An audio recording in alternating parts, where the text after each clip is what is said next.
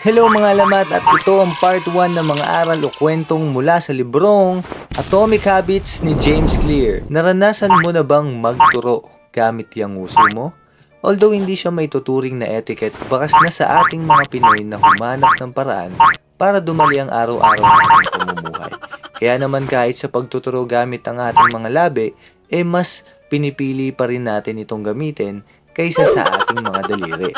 Pero naniniwala ka ba na ang pagpout ng lips para makapagturo ay isang bagay na hindi lang kinalakihan, but naging habit na rin natin? Kahit tanungin mo ang bawat Pilipino na kakilala mo, ang pagpout ng lips ay isa sa mga talentong kayang-kaya nating gawin. Kumbaga, nature na natin yan.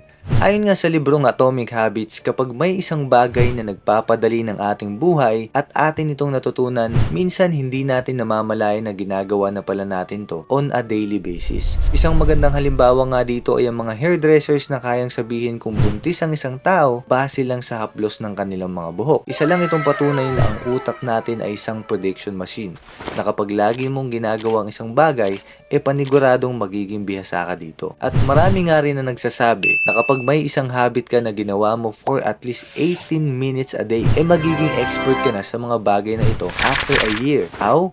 Send me a DM mga alamat. De joke lang. Ang strategy na ito ay tinatawag na the rule of 100. At dahil magaling ako sa math, kaya ituturo ko sa iyo. So, 18 minutes times 365 a days is equal to 6,570 minutes na ngayon ay i-divide natin sa 60 dahil 60 minuto ang meron sa isang oras, na magtototal into 109.5 hours, at base sa rule of 100 ay kailangan mo lamang ng 100 hours in a year para lang naman makalamang sa 95% ng sangkatauhan. Basic? Ngayon ay magbigay naman tayo ng halimbawa kapag pinag-aralan mo ang pagluluto ng iba't ibang cooking styles ng itlog araw-araw. Panigurado, pagkatapos ng isang taon ay meron ka ng 365 na mga itlog. Pero you guys know what I mean, right? So in a nutshell, developing a habit allows you to master the things you want to do. So in fact, kapag sobrang biyasa ka na sa isang bagay, kayang pick upin ng utak mo yung certain cues na gawin ito nang walang ka-effort.